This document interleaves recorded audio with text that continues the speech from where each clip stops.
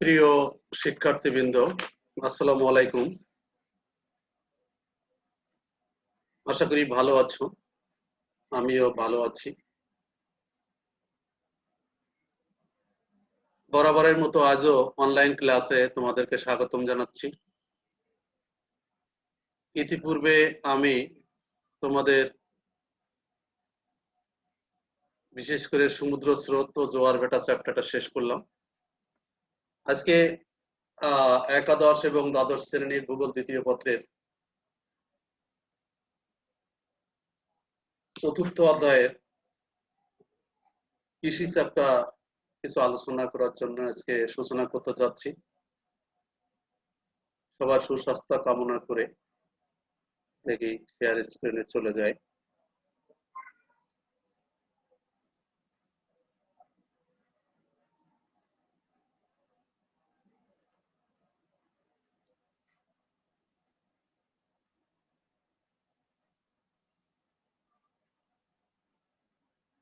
সবাইকে স্বাগতম জানাচ্ছি আজকের এই অনলাইন ক্লাসে।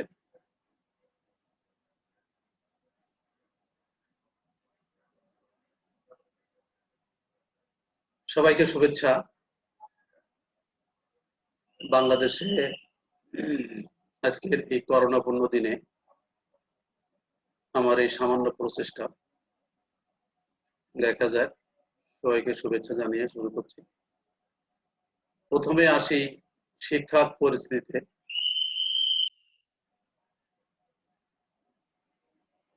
পূর্বের ন্যায়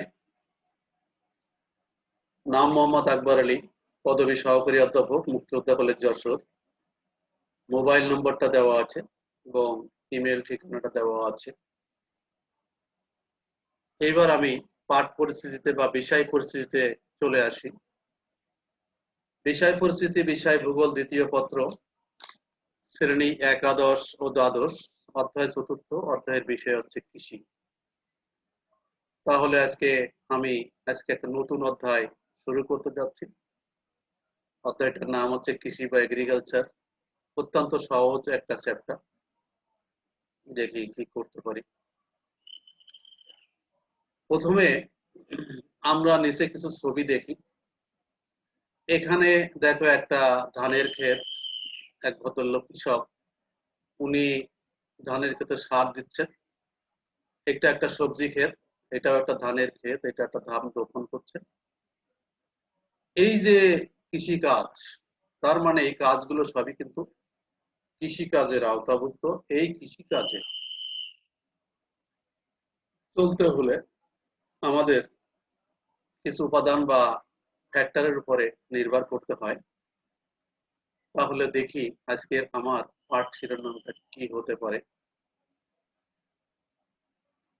হ্যাঁ, আজকে যে জিনিসটা আমি পড়াতে যাচ্ছি সেটা হচ্ছে কৃষিকাজের ভৌগোলিক নিয়ামক, জিওগ্রাফিক্যাল ফ্যাক্টরস অফ এগ্রিকালচার।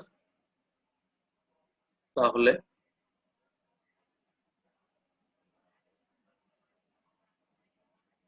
আজকের যে পাঠ শিরোনামটা হবে সেটা হচ্ছে কৃষিকাজের ভৌগোলিক নিয়ামক, জিওগ্রাফিক্যাল ফ্যাক্টরস অফ এগ্রিকালচার। আমি একটু দ্রুত আগায় যাই। তাহলে আজকে যদি আমরা এখানে শিখন ফলে চলে আসি, তাহলে কি আসতে পারে? শিখন ফলটা হচ্ছে যে আজকের পাঠের শিক্ষার্থীরা কৃষিকাজ কি তা বলতে পারবে, কৃষিকাজের ভৌগোলিক নিয়ামক কি তা ব্যাখ্যা করতে বলতে পারবে, কৃষিকাজের ভৌগোলিক নিয়ামক গুলো ব্যাখ্যা করতে পারবে। আমি আজকে এই জিনিসগুলো ধরে ধরে পড়ানোর চেষ্টা করব। দেখা যাক। কৃষিকাজের প্রথমে আসি, কৃষিকাজের কি আছে এখানে। কৃষিকাজের প্রাথমিক ধারণা দেখো, আসলে এই কৃষি কথাটার এখন থেকে উৎপত্তি হয়নি। বহু বছর আগে এই কথাগুলোর উৎপত্তি হয়েছে। আমরা যদি আদিম যুগে চলে যাই, সেই আদিম যখন মানুষ গাছে বাস করত, বন পাতালে বাস করত, গাছের ছাল দিয়ে পোশাক তৈরি করত, তখন এই মূলত আর সভ্যতার বিকাশ শুরু হয়েছে মূলত এই কৃষিকাজ দিয়ে। মানব জাতির আদিমতম পেশা হলো কৃষিকাজ। পৃথিবীর প্রায় 48% মানুষ এই কৃষিকাজের সাথে জড়িত, এবং পৃথিবীর মোট ভূমির 12% ভূমিতে কৃষিকাজ হয়। কৃষিকাজ পৃথিবীর বহু দেশে অর্থনীতির উপর গুরুত্বপূর্ণ ভূমিকা রাখে। বাংলাদেশের কৃষিক্ষেত্রে এককভাবে বৃহত্তম অর্থনৈতিক খাত হচ্ছে এই কৃষিকাজটা। তাহলে আমরা কৃষির প্রাথমিক ধারণায় যদি আসি, তাহলে আমরা এক কথায় বলতে পারি, মানব জাতির আদিমতম যে পেশা, অর্থাৎ মানুষ যখন একেবারে অন্ধকার যুগে বসবাস করত, মানব সূচনা লগ্নে, যখন সভ্যতার বিকাশ ঘটেনি, তারপর থেকে এই সভ্যতার যে বিকাশ ঘটেছে এটা কৃষিকার্যের মাধ্যমেই হয়েছে। যাই হোক, আমরা কৃষির প্রাথমিক ধারণা পেলাম। এবার আসি আসলে কৃষিকাজের সংজ্ঞাতে যদি আমরা আসি, ভূমিকর্ষণ বা চাষাবাদের মাধ্যমে ফসল উৎপাদন করে নিজের চাহিদা মেটানোর কাজকে কৃষিকাজ বলে। সময়ের সাথে সাথে মানুষের চাহিদার ব্যাপ্তির ফলে কৃষির বহুমুখী প্রভাব ঘটেছে। ভূমিকর্ষণ করে চাষাবাদের পাশাপাশি হাঁস মুরগি প্রতিপালন, গবাদি পশু প্রতিপালন, মৎস্য চাষ, মৌমাছি প্রতিপালন, বন সৃজন ইত্যাদি কৃষিকাজ হিসেবে বিবেচিত হয়ে থাকে। তাহলে আসলে কৃষির সংজ্ঞাটা আমরা সেই আদিম সংজ্ঞাটা এখন আর ব্যবহার করতে পারছি না। আমরা যদি বলি যে ভূমিকর্ষণ ও চাষাবাদের মাধ্যমে ফসল উৎপাদন করাকেই কৃষিকাজ বলা হবে, কিন্তু সেটা একেবারে একটা সিম্পল কথা। কিন্তু কৃষিকাজের এই ব্যাপ্তিটা এর মধ্যে সীমাবদ্ধ নাই। এখন কি হয়েছে যে হাঁস মুরগি প্রতিপালন, গবাদি পশু প্রতিপালন, মৎস্য চাষ, মৌমাছি প্রতিপালন, বন সৃজন, বাগান কৃষি, ফুলের চাষ, মৌমাছি চাষ, আমরা যাই বলি না কেন, সবগুলোই কৃষির অন্তর্ভুক্ত। এইভাবে আমাদের সংজ্ঞাটা দিতে হবে। কৃষিকাজ শুধু ফসল উৎপাদন করাকেই বোঝানো হয় না, সেখানে তার পাশাপাশি যে কথাগুলো আমি বললাম, এই হাঁস মুরগি প্রতিপালন, গবাদি পশু প্রতিপালন, মৎস্য চাষ, মৌমাছি প্রতিপালন, বন সৃজন, ফুলের চাষ, তারপরে পাখি পালন, আমরা যাই বলি না কেন, এগুলো সবই হচ্ছে কৃষিকাজের অন্তর্ভুক্ত। এইবার আমরা যদি কৃষিকাজের ভৌগোলিক নিয়ামকে চলে আসি, কৃষিকাজের ভৌগোলিক নিয়ামক, যে সমস্ত ফ্যাক্টর গুলো কৃষিকাজে প্রত্যক্ষভাবে প্রভাব বিস্তার করে, প্রত্যক্ষ পরোক্ষভাবে প্রভাব বিস্তার করে, সেইগুলোই কৃষিকাজের ভৌগোলিক নিয়ামক, অর্থাৎ জিওগ্রাফিক্যাল ফ্যাক্টরস অফ এগ্রিকালচার। আমরা নিয়ামককে, কৃষিকাজের এই নিয়ামককে প্রধানত তিনটা ভাগে ভাগ করতে পারি: প্রাকৃতিক নিয়ামক, অর্থনৈতিক নিয়ামক এবং সাংস্কৃতিক নিয়ামক। দেখো, এই জিনিসটা অত্যন্ত সহজ জিনিস, এবং আসলে কৃষি চ্যাপ্টার প্রাথমিক একটা ধারণা। আমরা যখন ধান, পাট, আখ, চা, তামাক ইত্যাদি চাষ প্রণালী, তাদের বিশ্ব বন্টন, তাদের নিয়ামক, চাষের নিয়ামক পড়তে যাব, তখন এই কথাগুলো চলে আসবে। বিধায় আমাদের প্রথমত এই ভৌগোলিক নিয়ামক সম্পর্কে একটা সম্যক জ্ঞান থাকতে হবে। প্রথম আছে কি, যে আমাদের এই নিয়ামকগুলো, অর্থাৎ কৃষিকাজের যে ভৌগোলিক নিয়ামকগুলো আছে, তার মধ্যে আমি এক নজরে দেখানোর চেষ্টা করেছি এখানে প্রাকৃতিক নিয়ামক, অর্থনৈতিক নিয়ামক এবং সাংস্কৃতিক নিয়ামক। প্রথমত আসলো আমরা প্রাকৃতিক নিয়ামক। প্রাকৃতিক নিয়ামককে আমরা আবার তিনটা ভাগে ভাগ করেছি: জলবায়ু, ভূপ্রকৃতি এবং মৃত্তিকা। প্রথমে আমাদের আছে কি জলবায়ু। এই জলবায়ু, জলবায়ু বলতে কি বোঝায়? জলবায়ু আছে কোন স্থানের তাপ, চাপ, আর্দ্রতা, বায়ু প্রবাহ, বারিপাতের যে দীর্ঘমেয়াদী গড় অবস্থা, সেটাকে আমরা জলবায়ু বলে থাকি। আমরা যে ধান, পাট, আখ ইত্যাদি চাষ করে থাকি, যে চাষ করি সেগুলো উপরে কিন্তু এই প্রাকৃতিক এই যে জলবায়ুটা ব্যাপকভাবে প্রভাব বিস্তার করে। দেখো, এখানে বিশেষ করে তাপ, বৃষ্টিপাত এবং আর্দ্রতা, এই তিনটা জিনিস, তাপ, চাপ, আর্দ্রতা, চাপ, ওইগুলো আমি বিষয়ে আলোচনায় আসবো না। জলবায়ু কিভাবে প্রভাব বিস্তার করে, যেখানে অধিক বৃষ্টিপাত হয় সেখানে ধান চাষ ভালো হয়, আবার যেখানে বৃষ্টিপাতের পরিমাণ কম হয় সেখানে গম চাষ বা চা চাষ ভালো হয়। তাহলে আমরা যে জানি যে এই যে জলবায়ুর উপরে ভিত্তি করেও কিন্তু কোনো স্থানের কৃষিকাজ নির্ভর করে, এবং একটা নিয়ামক হিসাবে জলবায়ু একটা নিয়ামক হিসাবে কাজ করে। দেখি আমরা এই জলবায়ুকে আমরা বৃষ্টিপাত, তাপমাত্রা, আর্দ্রতা এই ভাগে ভাগ করতে পারি।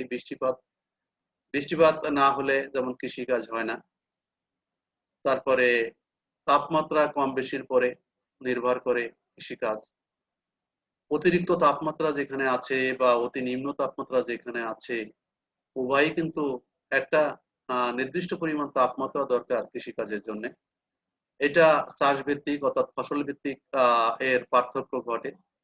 যখন আমরা ধান উৎপাদন, গম উৎপাদন, পাট উৎপাদন, চা উৎপাদন ইত্যাদি সম্পর্কে আলোচনা করব, তখন আমরা বুঝতে পারবো যে কোনটার জন্য, ধানের জন্য কত ডিগ্রি তাপমাত্রা প্রয়োজন, ও তারপরে চার জন্য কত ডিগ্রি তাপমাত্রা প্রয়োজন, ইত্যাদি ইত্যাদি আমরা জানতে পারবো। এরপরে আসি আর্দ্রতা। আর্দ্রতা বলতে আমরা কি বুঝি? আর্দ্রতা হচ্ছে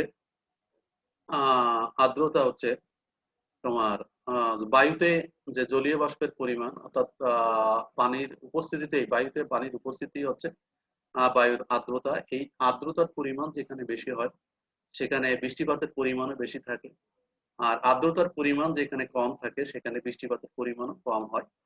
অর্থাৎ এই আর্দ্রতার উপরও ভিত্তি করে অনেক জায়গায় আসলে কি হয় যে কৃষিকাজ গড়ে ওঠে, কৃষিকাজের ফ্যাক্টর হিসেবে আর্দ্রতাটা কাজ করে থাকে। এরপরে যদি আমি আসি, আসলে ভূপ্রকৃতিটা কি? পৃথিবীর কোথাও উঁচু, কোথাও সমতল, কোথাও অসমতল, কোথাও নিচু। পৃথিবীর যে উপরিভাগের এই যে উঁচু নিচু বন্ধুর অবস্থা, একে আমরা ভূপ্রকৃতি বলতে পারি। এই ভূপ্রকৃতি আমরাকে তিন ভাগে ভাগ করতে পারি: পর্বত, মালভূমি এবং সমভূমি। আমরা জানি যে ভূপ্রকৃতির উপর ভিত্তি করেও কিন্তু এই কৃষিকাজটা নির্ভর করে। ভূপ্রকৃতি, আমরা যদি পাহাড়ি অঞ্চলে যাই সেখানে চা চাষ এবং জুম চাষ ছাড়া আমরা কিছুই দেখতে পাবো না, সেখানকার পরিবেশটা সেই রকম। আর অধিকাংশ ধান, পাট বা আখ এবং গম, এই যে চাষগুলো হয়ে থাকে এগুলো সমতল ভূমিতে হয়ে থাকে। আর সমতল ভূমি বিশেষ করে এই চাষাবাদের জন্য অত্যন্ত গুরুত্বপূর্ণ। এবং এরপরে যদি আমি মৃত্তিকাতে আসি, বেলে মাটি যেরকম তার পানি ধারণ ক্ষমতা কম, এবং বেলে মাটি থেকে ফসল ভালো হয় না, এবং এঁটেল দোআঁশ মাটিতে কিন্তু বিভিন্ন প্রকার ফসল ভালো হয়। তাহলে আমরা কিন্তু প্রাকৃতিক নিয়ামকগুলো সম্পর্কে একটু আলোচনা করলাম, সেখানে জলবায়ু সম্পর্কে আলোচনা করলাম, জলবায়ুর এবং সেখানে তাপ এবং বৃষ্টিপাত এবং আর্দ্রতা সম্পর্কে আলোচনা করলাম। ভূপ্রকৃতি কেমন হলে কেমন ভূপ্রকৃতিতে কি ধরনের ফসল উৎপাদন হয় সেটাও চেষ্টা করলাম আলোচনা করার। এবার মৃত্তিকা সম্পর্কেও মৃত্তিকাও আলোচনা করলাম। এরপরে আমরা দেখি পরবর্তী নিয়ামকে চলে আসি। পরবর্তী যে নিয়ামকটা আছে সেটা হচ্ছে অর্থনৈতিক নিয়ামক। অর্থনৈতিক নিয়ামকগুলোকে আমরা আবার অনেকগুলো ভাগে ভাগ করতে পারি, যেমন শ্রমিক, পরিবহন, উন্নত বীজ, মূলধন, বাজার, সেচ ব্যবস্থা, সার ও কীটনাশক। কৃষিকাজ করতে হলে প্রথম শর্ত হচ্ছে বর্তমান যুগে বিশেষ করে কৃষিকাজের জন্য শ্রমিক মানে অত্যাবশ্যকীয়। শ্রমিক না হলে চাষ করার জন্য, জমি চাষের জন্য, জমির চাষ থেকে শুরু করে, বপন থেকে শুরু করে একেবারে মাড়াই পর্যন্ত এবং ঘরে উত্তোলন করা পর্যন্ত বাজারজাতকরণের জন্য বিভিন্ন ভাবে এই শ্রমিকের প্রয়োজন। এবং শ্রমিক কিন্তু শ্রমিকের জন্য এটা তো অর্থনৈতিক নিয়ামক, কারণ অর্থ দিয়ে এই শ্রমিককে আসলে কিনতে হবে বা শ্রমিক কাজে লাগাতে হবে, অর্থ দিয়ে, টাকা পয়সা দিয়ে। এরপরে আসে পরিবহন। পরিবহন একটা গুরুত্বপূর্ণ অর্থনৈতিক নিয়ামক। দেখো, আমাদের যে ফসল, মাঠে যে ফসল উৎপাদন হয় সেই উৎপাদনের সঙ্গে এই পরিবহন কথাটা জড়িত। পরিবহনের মাধ্যমে সেগুলোকে ঘরে তোলা হয় এবং সেটা বাজারজাতকরণের জন্য সেখান থেকে বিভিন্ন জেলা বা বিভিন্ন দেশে এটা প্রেরণ করা হয়, এটা পরিবহনের মাধ্যমে। এরপরে আসে উন্নত বীজ। আর এই যে ফসল উৎপাদন হবে, আদিম যুগে বা এখন থেকে অনেক বছর আগে কৃষিকাজ যেভাবে হতো এখন কিন্তু তেমন ভাবে হয় না। এখন উন্নত বীজ যত, বিশেষ করে কৃষি উন্নয়ন সংস্থা যারা আছে তারা অনেক নতুন নতুন জাত উদ্ভাবন করেছে এবং সেই উন্নত বীজ ব্যবহার করে এখন ফসলের উৎপাদন যেমন বৃদ্ধি পেয়েছে, তার গুণগত মান তেমনই বৃদ্ধি পেয়েছে। এবং এখন কিন্তু এই উন্নত বীজ ব্যবহার করা হচ্ছে। মূলধন, আগে যেরকম জমি চাষ করার জন্য বেশি মূলধনের প্রয়োজন হতো না, কিন্তু এখন কিন্তু প্রচুর পরিমাণে মূলধনের প্রয়োজন হয় এই কৃষিকাজের জন্য। এবং মূলধনও একটা ফ্যাক্টর, একটা অর্থনৈতিক ফ্যাক্টর যা কৃষিকাজকে, ধান বিভিন্ন ফসল উৎপাদনকে প্রভাবিত করে। আমি সামান্য একটা কথা বলি, আমরা যদি একটা গরুর খামার করতে যাই সেখানে কিন্তু প্রচুর মূলধন বিনিয়োগ করতে হবে। তারপরেও যদি আমরা একটা হাঁসের খামার করতে যাই সেখানেও প্রচুর মূলধন নিয়োগ করতে হবে। এমন ওইটাই না, এখন ধান, পাট, আখ, গম চাষ যাই করি না কেন সেখানে প্রচুর পরিমাণে মূলধন বিনিয়োগ করতে হয়। এরপরে আসে বাজার ব্যবস্থা। বাজার ব্যবস্থা যদি ভালো না থাকে, অর্থাৎ যে ফসল আমরা উৎপাদন করব সেই ফসলের যদি বাজার মূল্য ভালো না থাকে বা লাভজনক না হয়, তাহলে সেই ফসল আসলে আমরা কেউই চাষ করবে না। সেজন্য বাজারও একটা ইকোনমিক্যাল ফ্যাক্টর, বা এই ইকোনমিক্যাল ফ্যাক্টর, বাজার ব্যবস্থা যদি ভালো থাকে সেই ফসল প্রচুর পরিমাণে উৎপাদিত হবে, চাষিগণ এবং কৃষকগণ উৎসাহিত হবে। সেচ ব্যবস্থা বিশ্বের সব স্থানে, বিশেষ করে এই কি হয়, মানে প্রচুর পরিমাণে বৃষ্টিপাত হয় না। শীতকালে যে চাষগুলো করা হয় সাধারণত অধিকাংশ সেচের মাধ্যমে এগুলো করা হয়ে থাকে। এবার আসে সার ও কীটনাশক। প্রচুর পরিমাণে সার এবং কীটনাশক ব্যবহার করতে হয় ভালো ফসল উৎপাদন করার জন্য।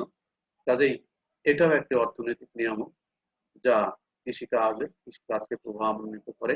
এবং কৃষিকাজ পরিচালনার জন্য, কোনো ফসল উৎপাদনের জন্য, ফসল উৎপাদনের জন্য একটা অত্যাবশ্যকীয় অর্থনৈতিক নিয়ামক হচ্ছে সার ও কীটনাশক। তাহলে আমরা প্রাকৃতিক নিয়ামক সম্পর্কে আলোচনা করলাম, অর্থনৈতিক নিয়ামক সম্পর্কে আলোচনা করলাম। এবং এই ক্লাসটা কিন্তু অত্যন্ত সহজ ক্লাস। এটা আমি কেন পড়াচ্ছি জানো? এটা হচ্ছে এর পরে যে স্পেশালি যেটা পৃথক ভাবে পড়ানো হবে, সেখানে তোমাদের ধান আছে, আখ আছে, তারপরে চা আছে, গম আছে। এই ফসলগুলো যখন আলোচনা করা হবে তার আসলে ভৌগোলিক নিয়ামক পড়বে। এবং এই যে জিনিসগুলো আমি আলোচনা করছি এই পয়েন্টগুলো তোমাদেরকে আলোচনা করতে হবে। সেখানে কিন্তু এইগুলো যদি প্রথমে প্রাথমিক অবস্থায় একটা ধারণা রাখতে পারো, একটা জ্ঞান রাখতে পারো, তাহলে ওই সময় কিন্তু আলোচনা করতে কোনো অসুবিধা হবে না। এরপরে আর একটা নিয়ামক আছে, সেটা হচ্ছে সাংস্কৃতিক নিয়ামক। সাংস্কৃতিক নিয়ামকটা একটু আসি।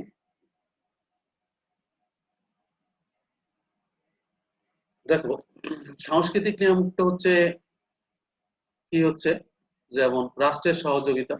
রাষ্ট্র যদি সহযোগিতা না করে তাহলে কৃষিকাজ উন্নত, যেমন রাষ্ট্র সহযোগিতা বলতে আমরা কি বুঝাই, যেমন কৃষি ঋণ দেওয়া, সরকারি বিভিন্ন সুযোগ সুবিধা করে দেওয়া।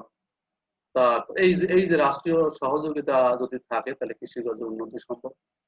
গবেষণা, আজকে গবেষণার একটা গুরুত্বপূর্ণ সাংস্কৃতিক উপাদান, সাংস্কৃতিক নিয়ামক যা কৃষিকাজকে প্রভাবিত করে। গবেষণার ফলে আজকে উন্নত সার উৎপাদিত হচ্ছে, উন্নত সার তৈরি করা হয়েছে, উন্নত কীটনাশক উৎপন্ন করা হয়েছে, উন্নত বীজ উৎপাদন করা হয়েছে, উন্নত আজকে মৎস্য চাষে গবেষণা করে সেখানেও উন্নত জাতের উদ্ভাবন ঘটানো হয়েছে, বিভিন্ন ধানের উন্নত উদ্ভাবন ঘটানো হয়েছে, সেটা কিন্তু গবেষণার মাধ্যমে করা হয়েছে।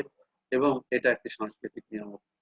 সংরক্ষণ ব্যবস্থা, আমরা যে ফসল উৎপাদন করব সে যদি পচনশীল, অনেক শাকসবজি আছে যা পচনশীল, বা অনেক কিছুই আছে যেগুলো কৃষি ফসল আছে যা পচনশীল, সেগুলো সংরক্ষণ ব্যবস্থা যদি ভালো না হয় তাহলে কিন্তু এই কৃষি কাজটা ভালোভাবে মানে পরিচালিত হবে না। এবং মানুষ যারা কৃষি কাজের সঙ্গে সংশ্লিষ্ট সরাসরি, তারা কিন্তু এই এদের আগ্রহী হবে না। দুর্যোগ প্রতিরোধ ব্যবস্থাপনা, এবং আমাদের বাংলাদেশে বিশেষ করে প্রাকৃতিক দুর্যোগে ভরপুর। এই যে এখন যে অবস্থা, মাঠে ধান পেকে গেছে, যেখানে যে কোনো সময় কালবৈশাখী ঝড় হতে পারে, প্রচুর বৃষ্টিপাত হতে পারে, এবং যারা নদী অঞ্চলে বসবাস করে তাদের প্রাকৃতিক দুর্যোগ বছরের সবসময় লেগেই থাকে, এবং তার যদি প্রতিরোধ ব্যবস্থা না থাকে তাহলেও কিন্তু ফসল উৎপাদনে ব্যাহত হয়। এবং দুর্যোগ ব্যবস্থাপনাও কিন্তু একটি সাংস্কৃতিক নিয়ামক যা কৃষিকাজকে ত্বরান্বিত করে। প্রযুক্তি জ্ঞান, প্রযুক্তিগত জ্ঞান থাকতে হবে। এখন কিন্তু আগে সেই মানে লাঙল দিয়ে চাষ করে, জমি চাষ করে ধান উৎপাদন করার সেই যুগটা এখন আর নাই। এখন যেটা হয়েছে, আগে যেরকম 1 বিঘা জমিতে খুব অল্প পরিমাণ ফসল উৎপাদিত হতো, এখন কিন্তু প্রচুর পরিমাণে ফসল উৎপাদন হয়। এটা কিভাবে জন্য সম্ভব হয়েছে? শুধুমাত্র প্রযুক্তি জ্ঞানের জন্য সম্ভব হয়েছে। তারপরে আসে জনসংখ্যা। জনসংখ্যার একটা ফ্যাক্টর যা কৃষিকাজকে প্রভাবান্বিত করে।